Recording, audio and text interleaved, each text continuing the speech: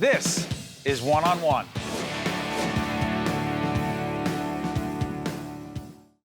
Ladies and gentlemen,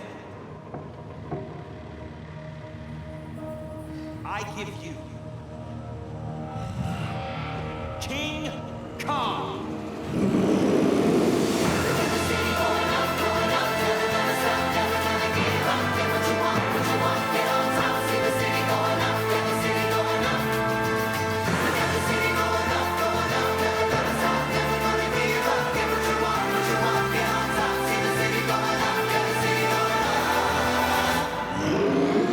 Oh my God, there she is. That's talent. That's Christiani Pitts. She is in King Kong on Broadway, playing at the Broadway Theater, 1861 Broadway. How you doing? I'm doing great. Describe this. What's it like for you to see that? It's overwhelming. It's cool now. At first, it was overwhelming. Now I just feel really cool and proud of it. When I first saw it, I cried. And we're doing this show toward the end of 2018. You started early in November, right? Mm-hmm. First night. You're out there. Amazing. It's you. You're breaking all kinds of, you're the first African-American woman to play this role. Yeah. What's it like?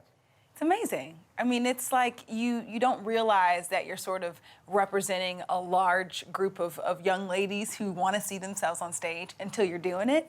And then you get a lot of love from people who want to do this, want to be in shows like this. So it's the best feeling in the world. It really is. Now, King Kong, what was the year? Help me on this, guys. What was the year? King Kong, 1930s? 1930s, yeah, that it came out. Okay, so it's a million different King Kong iterations, right? And now this. Mm-hmm. As I was reading about your background, your family, that makes it even more special. Yeah, oh yeah. Talk a little bit about your background. Yeah, well, I'm from the South. I'm from Atlanta, Georgia. Right. And I moved to New Jersey, but my roots are very Southern. Montclair, New Jersey, my Yeah. hometown. Yeah. We can claim you? Yeah, you can. Oh, yeah. I love Montclair. So does Atlanta, by the way. A lot of people are claiming you right now. Yeah. Go ahead.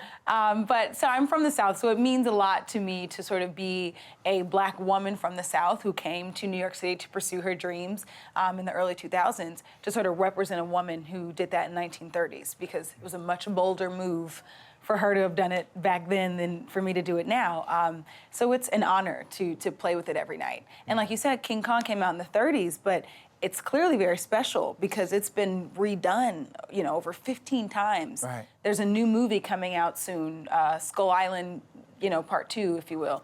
So it's special. It's special. People really care about it. So it's nice that we're keeping it going. It's interesting. Debut on Broadway, Bronx Tale? Okay, Oh, yeah. You were saying you played Jane. Mm-hmm. Now, for those of you, I'm going to disclose this. I did not see the play. I saw the movie 58 times. Yeah. Jane is in, what a powerful role. Yeah. And you work with Chaz Palminteri. Mm-hmm. What was it like? It was a blessing. I mean, like you said, it was my Broadway debut, so I was terrified. And I see that my team is Robert De Niro and Chaz Palminteri and Jerry Zaks, heavy hitters. Yep. Tommy Mottola was my producer, so I was terrified. But what a way to start. You know what I mean? Right. To start with some of the best in the game was such a great confidence boost and a great learning experience to sort of watch the way they moved. And Chaz is still like a great mentor to me now, and I'm hoping that he's proud when he sees. Sure Kong. he is. Sure Yeah. he is. When you first came to New York, Mm-hmm. you're trying out for all kinds of roles, Yeah. and as you're not getting a lot of roles. Oh yeah. I often ask this of people who are in your profession. Mm-hmm. I mean, we deal with some rejection in the media Right. and broadcasting. Right. You deal with a lot of rejection. How did yeah. you deal with it? I prayed. I have a really strong faith, and I prayed about it because I've known since I was little that this is what I want to do. How young? 3 years old, I started singing. Seriously? Oh yeah. All right. 5, I was in the church choir, so I'm like committed. So I just prayed about it, and I knew that if I didn't get all this rejection, I wouldn't know what it felt like to be celebrated. I wouldn't appreciate it. But now this success, if you will, I cherish it so much because it was not easy. But I built a tough skin, and I prayed about it, and I started to write my own work so that if someone else didn't want me, I could create roles for myself. Yeah. Can you tell me about Kong? Oh. Describe Kong physically, particularly in this highly technological age we live in. He is majestic. How big? He is 20 feet tall, and he is 2,000 pounds. 2,000 pounds. Put it over here, because I'm looking at kind of. What was? He's magnificent. He's truly. I mean, look, I look like a little pea compared to him. The challenge is working with that thing. You know, the challenge really is to not feel as though I have to be larger than life to compete with him, which was one thing I was nervous about, was that I had to sort of make big choices, and that's not the case. I just have to sort of be myself, and it's okay to be small compared to him, because the audience sort of leans in, and everyone's watching the show like this to see me and see how I interact with him.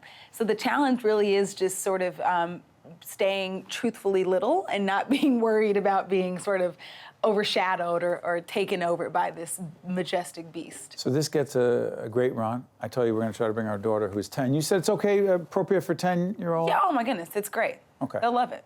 I hate when people ask this, but I'm doing it anyway. No, no worries. After this, you have a great run. Do you think about what's next, or does what is ever going to be next come to you? You know, I think about the possibilities of next, but I try to stay as invested in the now as I possibly can. Present. Oh yeah, but I do say though that after right. working with a 2,000-pound beast, whatever is next, I can't wait to see, because it's got to be something huge. Well, listen, we wish you nothing but the best. We congratulate you. so much. I know that Atlanta claims you, Montclair, New Jersey claims you, Thank Broadway claims you. Yes. Christiani Pitts in Yes. King Kong on Broadway. Broadway Theater, 1861 Broadway. We wish you all good things. Thanks so much. Thank you so much. Thank you for having me. You got it. One on One with Steve Adubato has been a production of the Caucus Educational Corporation, celebrating over 25 years of broadcast excellence. This special edition of One on One with Steve Adubato is brought to you from the Tisch WNET studios at Lincoln Center. Funding has been provided by the Healthcare Foundation of New Jersey, New Jersey Sharing Network, Holy Name Medical Center in Teaneck, New Jersey, Valley Bank, the Russell Berry Foundation, Delta Dental of New Jersey, and by the Turrell Fund, supporting Right from the Start NJ. Transportation provided by Airbrook Limousine, serving the metropolitan New York, New Jersey area.